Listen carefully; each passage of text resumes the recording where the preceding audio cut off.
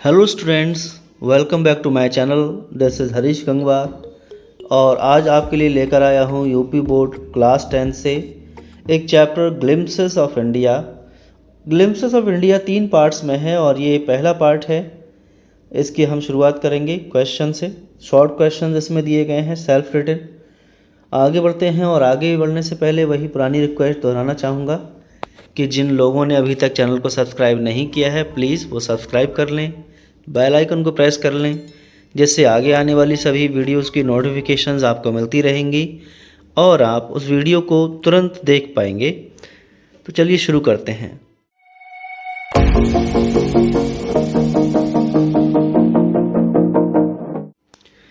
तो ये हमारा क्वेश्चन 1 है और फ्रेंड्स पार्ट 1 का नाम है हमारा अ बेकर फ्रॉम गोवा और इसके राइटर हैं लूसियो रॉड्रिग्स।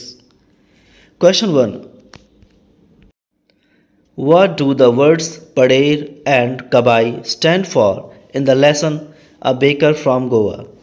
यानी lesson A Baker from Goa में पडेर और कबाई शब्दों का क्या अर्थ है। इसको पेडर नहीं बल्कि पडेर पढ़ा जाएगा, ठीक है। So answer is in the lesson A Baker from Goa the word pader is referred to the bakers. यानी गोवा में बेकर्स को पडेर कहा जाता था, तो पडेर वह शब्द है। And kabai was a single piece long frock type dress. Kabai एक ड्रेस थी जो एक सिंगल पीस लंबा सा एक फ्रॉक टाइप का हुआ करता था, जिसे गोवा के बेकर्स पहना करते थे।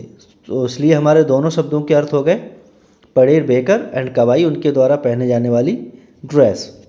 Now question number 2, what are the main preparations of the bakers of Goa. Bakers of Goa की मेन तैयारियां क्या होती थी, यानी उनकी जो सेल करते थे उसके लिए क्या क्या तैयारियां करते थे। And the answer is the bakers of Goa prepare loaves of bread in furnaces. तो गोवा के बेकर्स बड़ी बड़ी भट्टियों में अपनी रोटियां पकाते थे, अलग अलग प्रकार की रोटियां हुआ करती थीं। In the morning they carry the breads in a basket. और सुबह सुबह को वो अपनी टोकरियों में उन रोटियों को ले जाया करते थे along with a bamboo staff, और साथ में एक बांस का डंडा लेकर चलते थे which produces Jhang Jhang sound. यानी उसको इस तरह से डिज़ाइन उन्होंने किया, शायद उसको थोड़ा बहुत फाड़ कर या फिर उसमें घंटियां बांध कर, जिससे खनखनाने की आवाज़ निकलती रहती थी, जैसे कि आजकल शुगर कैंडी बेचने वाले घूमते हैं घंटी लेकर, उसी प्रकार से वो अपने बांस के डंडे को ही उन्होंने इस प्रकार का बना दिया था कि उसको ठोक ठोक कर चलते थे और उससे झंझंग साउंड आती थी, जिससे उनके अराइवल का पता चल जाता था कि वो लोग आ गए हैं।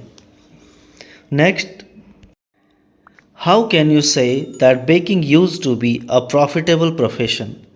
आप ये कैसे कह सकते हैं कि गोवा में बेकिंग एक प्रॉफिटेबल प्रोफेशन होता था, यानी काफ़ी लाभदायक व्यवसाय होता था।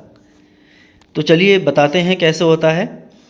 Baking used to be a profitable profession, यानी गोवा में बेकिंग एक प्रॉफिटेबल एक लाभदायक व्यवसाय हुआ करता था because the family of bakers never starved. सबसे बड़ा एग्जाम्पल है कि उन लोगों की फैमिली कभी भी भूखों नहीं मरती थी, यानी कि कभी भी ऐसा नहीं था कि आज खाने को मिल रहा है कल नहीं, यानी भरपूर खाते पीते लोग थे।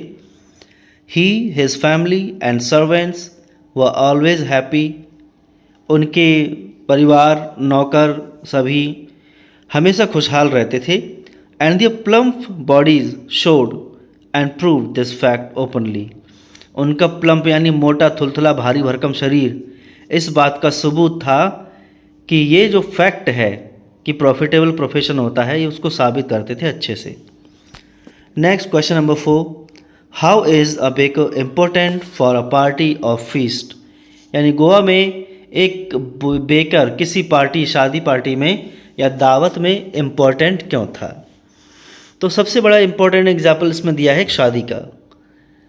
अ baker in Goa is a very important part because a marriage party in Goa is considered complete by including bol a sweet bread and bolinhas made by the bakers. यानी गोवा में बेकर का एक बहुत महत्वपूर्ण स्थान होता था, क्योंकि गोवा की शादी पार्टी में बोल और बोलेनाज, बोल यानी एक मीठी रोटी हुआ करती थी और बोलेनाज एक स्वीट पकवान हुआ करता था जो बेकर ही बनाया करते थे। जब उनके द्वारा बनाई गई इन दो चीज़ों को दावत में शामिल किया जाता था तभी वो शादी की पार्टी कंप्लीट मानी जाती थी। इसलिए हम कह सकते हैं कि बेकर का एक बहुत महत्वपूर्ण स्थान था गोवा में। तो ये हैं हमारे इम्पोर्टेंट क्वेश्चंस। केवल 4 क्वेश्चंस हैं इस पार्ट से, काफ़ी इंपॉर्टेंट रहेंगे। इनमें से एक या तो ज़रूर आएगा, तो इसलिए अच्छे से स्टडी करें। इसको आप रिपीट कर सकते हैं, अपने फ्रेंड्स के साथ ज़रूर शेयर करें। और इसके बाद पार्ट 2 और 3 भी आने वाले हैं। Thanks for watching this video. Have a wonderful time.